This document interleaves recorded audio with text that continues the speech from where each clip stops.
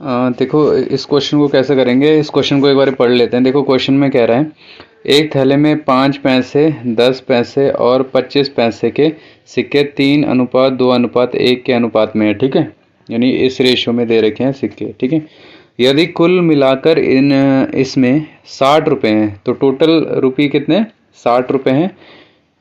तो उसमें 5 पैसे के कितने सिक्के हैं, तो आपको बताना है कि 5 पैसे के कितने नंबर ऑफ कॉइन्स कह लो या कितने सिक्के हैं उसके अंदर। ठीक है, देखो इन क्वेश्चंस को करने के लिए आपको 3 चीज़ें ध्यान में रखनी है। एक तो पहला है पॉइंट है वैल्यू पर कॉइन, जो आपको दे रखी है। जैसे एक थैले में 5 पैसे, 10 पैसे और 25 पैसे के सिक्के हैं ना, तो ये वैल्यू है पर कॉइन की, मतलब एक कॉइन की जो वैल्यू है ना, एक कॉइन की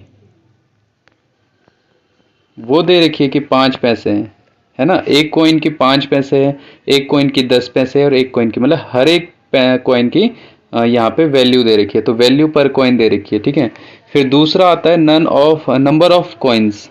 ठीक है, नंबर ऑफ कॉइन्स यानी कॉइन्स की संख्या का अनुपात दे रखा होगा आपको। जैसे यहाँ पे दे रखा है 3:2:1 है ना, ये रेशियो दे रखा है आपको। ठीक है, तो ये 3:2:1 क्या है, नंबर ऑफ कॉइन्स का रेशियो है। ठीक है, इसके बाद हम वैल्यू कैसे निकालते हैं। देखो वैल्यू निकालेंगे, यानी वैल्यू मतलब जो अमाउंट आपको दे रखा है ना, जैसे क्वेश्चन में 60 रुपये दे रखे हैं, तो ये टोटल अमाउंट है कि बैग में इतने रुपए, मतलब मिला के कितने रुपए बन रहे हैं, 60 रुपीज़ बन रहे हैं, है ना।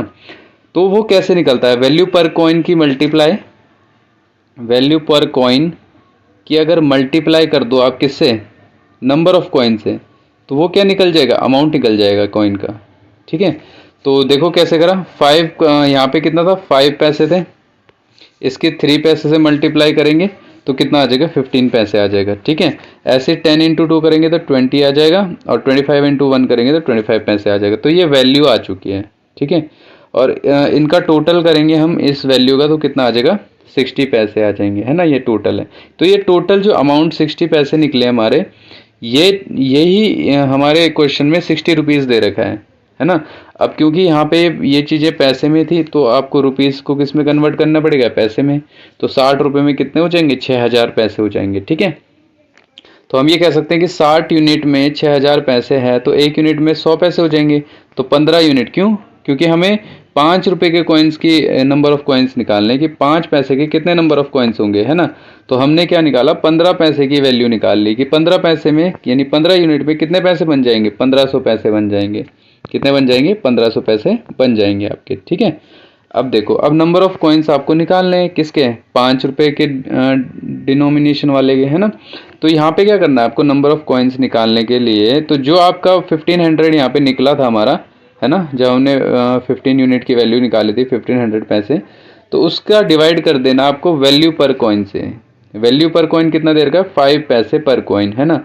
तो इसके हम डिवाइड करेंगे तो कितना आ जाएगा आंसर, 300 कॉइन्स, है ना। तो नंबर ऑफ कॉइन्स जो कि 5 रुपीज़ के डिनोमिनेशन के होंगे, तो वो कितने होंगे, 300 कॉइन्स होंगे। ठीक है, तो इस तरह से इसका सी आंसर हो गया। तो इस तरह से क्वेश्चंस आपको ये करने हैं। ठीक है, तो hope you like the video, thanks.